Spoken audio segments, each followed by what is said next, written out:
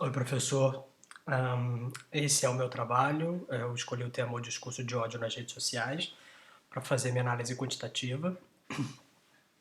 A minha amostra teve 238 pessoas, com uma média de idade de 39 anos, a maior parte do gênero feminino e de uma escolaridade com um perfil um pouco mais alto, o que me fez dividir em dois grupos. O primeiro, ensino médio secundário, e o segundo, que eu vou chamar de graduação, licenciatura ou acima, que abarca esses quatro aqui. Foram três questões de investigação. A primeira é em que medida o gênero dos usuários reflete a exposição ao discurso de ódio nas redes sociais. A segunda é a escolaridade dos usuários está relacionada à disposição em utilizar ferramentas de combate ao discurso de ódio. E a terceira, o contato dos usuários com o discurso de ódio nas redes sociais influencia suas expectativas em relação ao futuro das redes no que diz respeito a esse tema.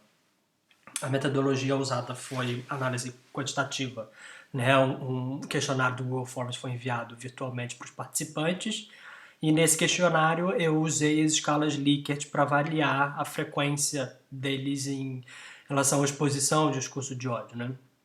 Desde nunca até sempre. E aqui, como o nunca teve uma participação, uma resposta estatisticamente muito marginal, eu separei em três grupos, né? O primeiro, nunca. O segundo, eu agrupei raramente ou às vezes. E o terceiro grupo, com frequência ou sempre. Vai dar para observar isso ao longo aqui da apresentação. E o teste de hipótese usado para verificar a relação de dependência entre as variáveis foi o Q² do Pearson. As hipóteses foram três, uma para cada pergunta. A primeira é o gênero dos participantes se reflete na exposição ao discurso de ódio nas redes. A segunda, a escolaridade deles está relacionada com a disposição a utilizar ferramentas de combate a esse tipo de discurso. E a terceira, o contato desses usuários com o discurso de ódio influencia nas expectativas deles em relação ao futuro das redes sociais no que diz respeito ao discurso de ódio. Na primeira hipótese, foi testada a variável gênero dos participantes e a exposição ao discurso de ódio nas redes. E aí o valor foi de 0,025, portanto inferior ao valor de correspondência de 0,05, o que permitiu rejeitar a hipótese nula e apontar para uma correspondência entre as variáveis gênero e exposição ao discurso de ódio, né?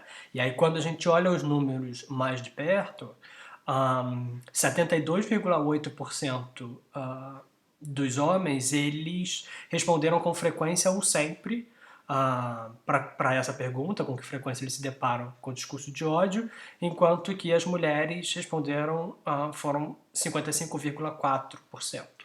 E é interessante observar que, apesar das mulheres serem mais vítimas desse tipo de discurso, e isso eu exploro mais no trabalho, os homens aqui no questionário, os homens se depararam mais com o discurso de ódio nas redes sociais. O que não quer dizer, obviamente, que eles sejam mais vítimas desse tipo de discurso. E aí na hipótese 2, eu testei as ferramentas de combate ao discurso de ódio em relação à escolaridade. E a primeira foi o compartilhamento de post de instituição em que confia.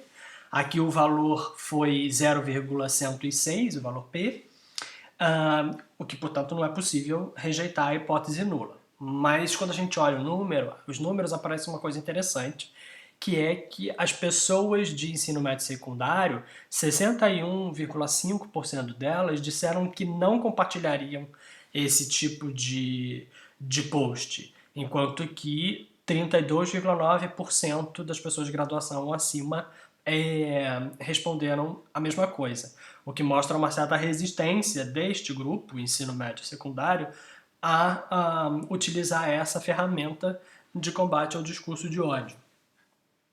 E aí aqui vai mais ou menos no mesmo caminho, apesar do valor P, 0,508, não permitir rejeitar a hipótese nula, quando a gente olha os números, percebe que 53,8% das pessoas de ensino médio não participariam desses cursos ou programas de educação digital. enquanto que 44,4% das pessoas de graduação ou acima disseram a mesma coisa. Então mostra aqui, de novo, que as pessoas de ensino médio e secundário elas são mais resistentes a utilizar este tipo de ferramenta de combate ao discurso de ódio. Aqui o valor, aqui foram testadas as variáveis escolaridade e a denúncia ou bloqueio de alguém por compartilhar ou produzir discurso de ódio nas redes, e o valor foi 0,05.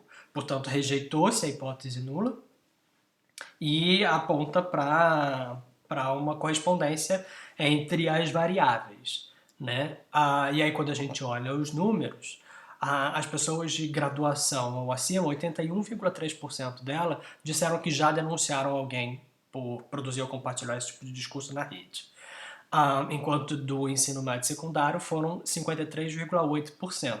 E é interessante aqui que, por mais que a maioria das pessoas de ensino médio secundário já tenham utilizado esta ferramenta, quando comparadas com as pessoas de graduação acima, elas ficam em número menor.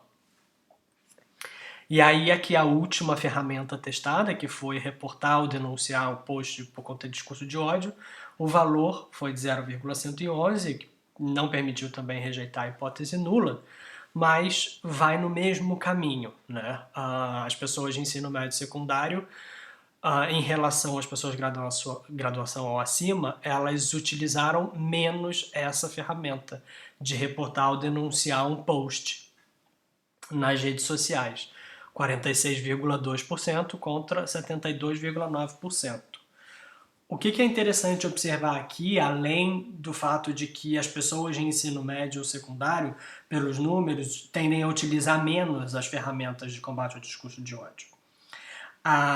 Apareceu também como destaque que 79,8% dos entrevistados, quando analisados de uma maneira global, utilizaram a ferramenta de denúncia ou bloqueio de alguém nas redes sociais. O que significa que essa foi a ferramenta mais utilizada pelos usuários para combater o discurso de ódio, né? O que, olhando para esse tipo de ferramenta, mostra uma certa tensão das relações sociais, né? E aí aqui a última hipótese, que buscou testar as variáveis entre exposição ao discurso de ódio e expectativa quanto ao futuro das redes sociais em relação ao tema, o valor foi 0,004, o que permitiu rejeitar a hipótese nula e apontar para uma correspondência entre as variáveis, né? Exposição ao discurso e expectativa quanto ao futuro das redes em relação ao tema. E aí, quando a gente olha aqui os números, quem respondeu com frequência ou sempre para pergunta com que frequência se depara com o discurso de ódio nas redes sociais, 87% disseram que acreditam que o discurso de ódio vai continuar a ser difundido nas redes sociais. E mesmo quem respondeu raramente ou às vezes, 77,8% respondeu no mesmo sentido. E aí isso aponta para um certo pessimismo dos usuários em relação ao futuro das redes, ainda mais quando a gente vai olhar a amostra globalmente. 82,8%, ou seja, 197 pessoas, disseram que acreditam que o discurso de ódio vai continuar a ser difundido nas redes. Então as conclusões são de que o gênero masculino se depara com mais frequência com o discurso de ódio, e as pessoas com graduação, licenciatura ou acima, elas tendem a usar mais as ferramentas de combate. A ferramenta que foi mais utilizada foi a denúncia ou o bloqueio dos usuários. E os participantes demonstram um certo pessimismo em relação ao futuro das redes quanto à difusão do discurso de ódio, né? E aí nas conclusões ainda, as limitações do trabalho são a restrição da amostra, né? A escolaridade alta, o que também dá oportunidade para o desenvolvimento de outros estudos.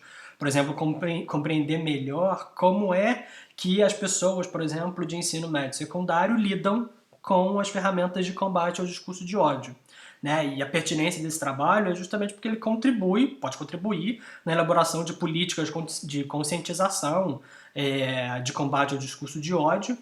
E como a gente viu que a a ferramenta de combate mais usada foi a denúncia ou o bloqueio de outra pessoa, justamente em plataformas que têm por objetivo estabelecer relações sociais, isso mostra uma tensão das relações, esse trabalho pode ajudar a compreender essas tensões, né?